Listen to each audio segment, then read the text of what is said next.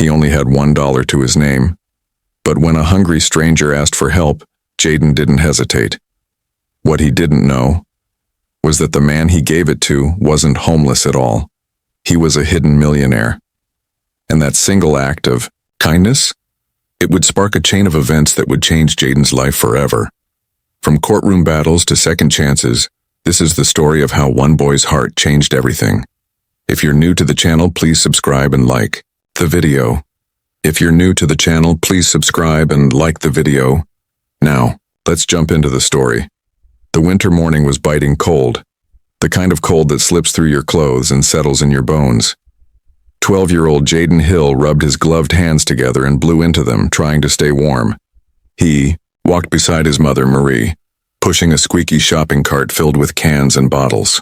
The sun had not yet risen and the streetlights gave the empty sidewalks a quiet, eerie glow. "We'll stop by the recycling center before school," Marie said, her voice soft but tired. Her breath came out in puffs of white, and her cheeks were red from the cold. She worked nights at the diner, then mornings like this collecting recyclables to make ends meet. Even after all that, she still found the energy to smile at her son. "Okay, Mom," Jaden replied. He wasn't complaining. He knew the money they made today might be the only way he'd get lunch at school. They turned the corner near the old bakery, which hadn't opened yet. On the bench outside sat a man, hunched and wrapped in layers of old coats. His beard was long and messy, and his face was rough like tree bark. Beside him was a worn backpack and a small cardboard sign that simply read, "Hungry." Jaden slowed down. Something about the man's eyes caught his attention. They were pale blue and sharp, not dull like someone who had given up. They looked at Jaden as if they saw more than just a boy with a cart. "Morning," the man said, his voice surprisingly clear. Marie gave a cautious glance but said nothing. Jaden nodded politely. "Morning, sir." The man looked at the cart. "Early work?" Jaden shrugged. "Just helping out. We bring these in for change." The man smiled faintly, but it didn't reach his eyes. "You're a good kid." Jaden reached into his coat pocket. He had a single dollar. It was crumpled and warm from his hand. He had earned it the day before, collecting bottles after school. He had planned to use it for a sandwich at lunch. But now, looking at the man and his thin gloves, Jaden felt a pull in his chest. "Here," he said, offering the dollar. The man blinked, surprised. "Are you sure? You look like you need it too." Jaden nodded. "My mom says we should help when we can, even if it's just a little." The man took the dollar slowly, like it was something fragile. "Thank you," he said quietly. Not many would have done that. As Marie and Jaden walked away, she looked down at him. "You didn't have to do that," she said gently. "I know," Jaden replied. But it felt right. What Jaden didn't know was that the man he had just helped was not truly homeless. His name was Raymond Beckett. Years ago, he had founded one of the most successful software companies in the country. Now in his late 60s, he lived alone, in a large estate on the edge of town, mostly forgotten by the public. He had grown tired of people treating him differently because of his wealth, so he would sometimes walk the streets in disguise, trying to find real acts of kindness in a world that often seemed too busy to care. As Jaden and Marie disappeared around the corner, Raymond folded the dollar and placed it in his coat pocket. His hands, used to boardrooms and contracts, trembled slightly, not from the cold, but from something else. Emotion. Hope. Later that morning, Raymond returned to his estate. He shed the layers of old clothes, stood beneath a hot shower and let the steam wash away the grime of the streets. But he couldn't wash away the look in that boy's eyes. He stood by the window, staring out at the snow-dusted garden. In his hand was the crumpled dollar bill, a small piece of paper, yet it carried more weight than any check he had written in years. "Naomi," he called to his assistant through the intercom. A moment later, a woman in her early 40s entered the room. She was sharp, organized, and loyal. "Yes, Mr. Beckett, I want you to find someone for me. A boy, maybe 12 years old, collects bottles with his mother near the old bakery." Naomi looked surprised but nodded. "Do you have a name?" Raymond paused. "No, but he gave me his only dollar this morning. I want to know who he is." Naomi's expression softened. She had seen Raymond go through phases before, but this felt different. "I'll find him," she said. Raymond nodded, still staring out the window. "Good. I think he reminded me of someone I used to be." And with that, the wheels of change began to turn. A soft snow had started to fall as Marie Hill stepped out of the diner, her feet sore from the morning shift. She tightened her scarf around her neck and checked her phone. Just one message, from Jaden saying he had made it to school on time. That was a small comfort. Inside her coat pocket were a few crumpled dollar bills and some coins. She'd just managed to scrape enough together to pay part of the electric bill. Winter was always the hardest. Marie didn't notice the dark car parked across the street, its engine running quietly. Inside sat Naomi Grant, tapping her pen against a notepad. She had been following the Hills for a day now, gathering information. As instructed, back at the estate, Raymond Beckett waited patiently by the fire. In front of him on the table was a school picture of Jaden Hill that Naomi had managed to find through a local contact. Jaden's smile was bright, though the background behind him looked worn. His clothes were neat but not new. "They live in a rented basement unit behind a grocery store," Naomi reported. "The mother works 2 jobs. The boy's never been in trouble, good student, kind, respectful." Raymond listened without speaking. His hand rested on the crumpled dollar bill from the day before. Finally, he looked up. "They're proud," he said. "They've done everything right, and yet they struggle every day." Naomi nodded. "Would you like to send a donation anonymously?" Raymond shook his head. "No, I want to do something more, something lasting." Later that afternoon, Marie was folding laundry in their tiny living room when someone knocked on the door. She frowned. Visitors were rare. She opened it slowly, unsure of what to expect. A woman stood there, dressed neatly in a gray coat and holding a folder. "Hello, Ms. Hill," the woman said kindly. "My name is Naomi Grant. I work with the Beckett Foundation. May I come in for a moment?" Marie hesitated, then stepped aside. "Sure, but we don't need any charity." "I understand," Naomi said gently. "This isn't charity. It's opportunity." Jaden peeked out from the small hallway, curious. Marie motioned for him to stay back, but he remained close enough. To listen, Naomi sat down at the kitchen table and opened the folder. Inside were several papers, including a school brochure and a letter addressed to Marie. "Mr. Beckett is a private person," Naomi began, "but yesterday, your son did something that touched him deeply. He wants to offer Jaden a full scholarship to the Greystone Academy." Marie blinked. "Greystone? The private school on the hill?" Naomi nodded. "All expenses covered. Uniforms, books, transportation, everything." Marie's hands trembled, slightly. "Why?" "Because kindness like your son's is rare," Naomi replied. "And because Mr. Beckett believes in building futures, not just handing out gifts." Jaden stepped forward, confused. "The man outside the bakery. Was that Mr. Beckett?" "Yes," Naomi said. "He sometimes goes into the community without revealing who he is. It helps him see people's true hearts." Marie still looked unsure. "This is a lot to take in." "I understand," Naomi said. "There's more. He's also offering you a job at the Beckett Foundation's new outreach center. Regular hours, higher pay, benefits." The room went quiet. "He doesn't expect anything from you," Naomi added. "He just wants to help because of the kind of people you are." Jaden looked at his mother, eyes wide. "Mom, I could go to a better school, and you wouldn't have to work both jobs." Marie's eyes filled with tears she didn't want to shed. "This feels too good to be true." Naomi stood, placing the folder on the table.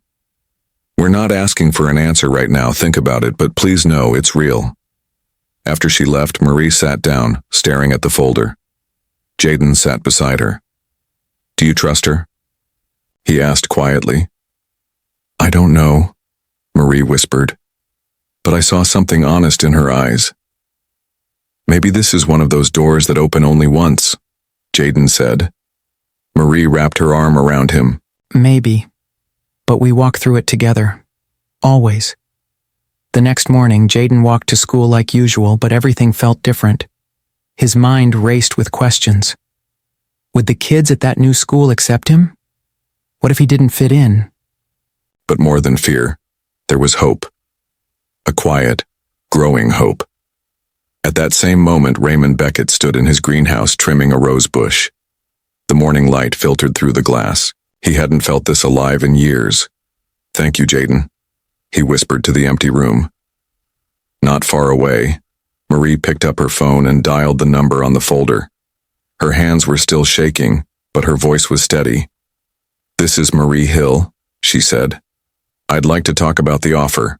3 weeks had passed since Marie accepted the offer from the Beckett Foundation. Life was beginning to change in quiet but powerful ways. Jaden now wore a crisp navy blue uniform to Greystone Academy. He felt nervous at first, unsure if he would fit in with the other students. But slowly, he found his place. He loved the science lab most, where the teacher let him stay after school to work on small experiments. He had never seen equipment like this before. It was a whole new world. Marie had started her new job at the outreach center. For the first time in years, she had steady hours, weekends off, and time to sit down for dinner with her son. She smiled, more often now, though the weight of their past still lingered in quiet corners of her mind.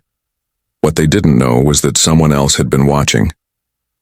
On a rainy Friday afternoon, Jaden stayed late at school, carefully mixing liquids in test tubes. He didn't notice the man leaning against the doorway at first. "You always liked science," the man said. Jaden looked up. The pipette in his hand froze. He knew that voice, though it sounded older and rougher now. "Dad?" Calvin Hill stepped into the room, his boots leaving wet marks on the floor. He was thinner than Jaden remembered, with a scruffy beard and tired eyes. "Look at you," Calvin said, smiling faintly.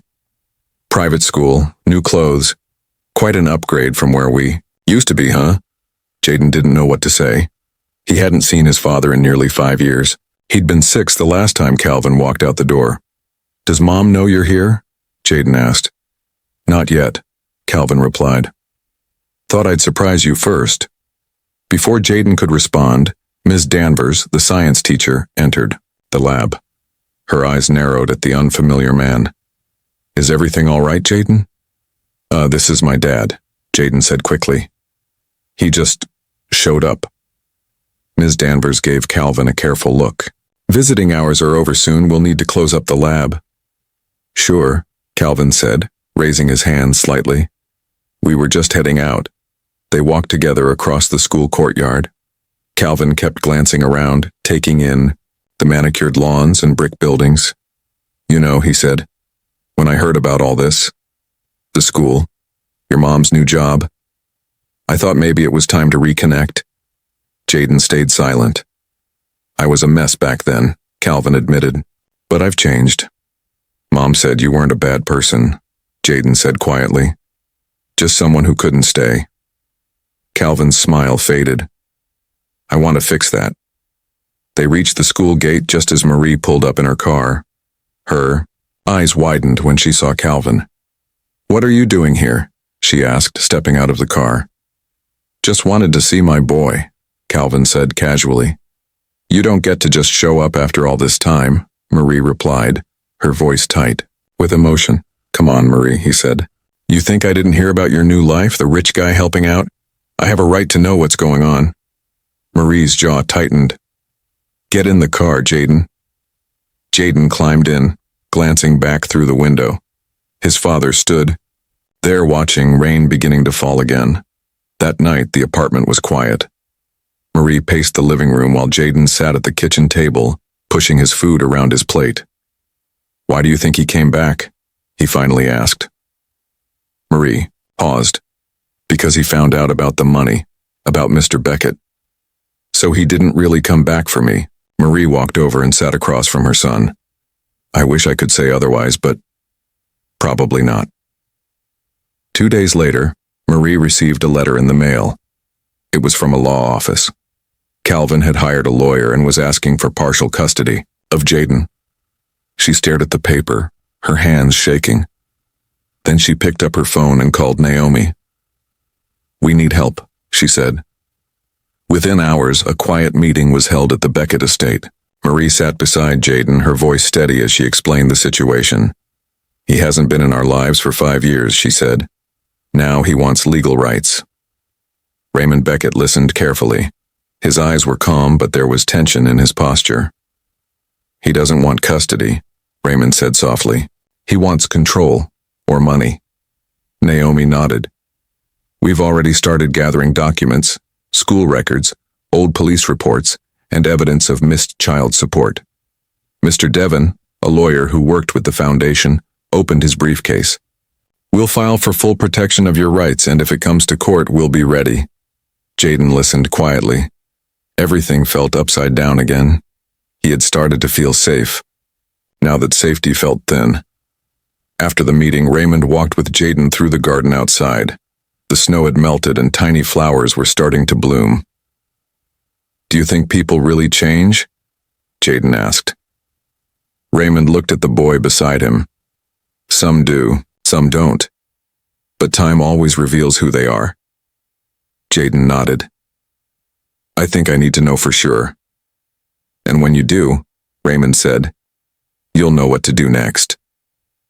The courthouse was quiet except for the soft shuffle of papers and the low murmur of voices. Jaden sat beside his mother on the long wooden bench, his hands folded tightly in his lap.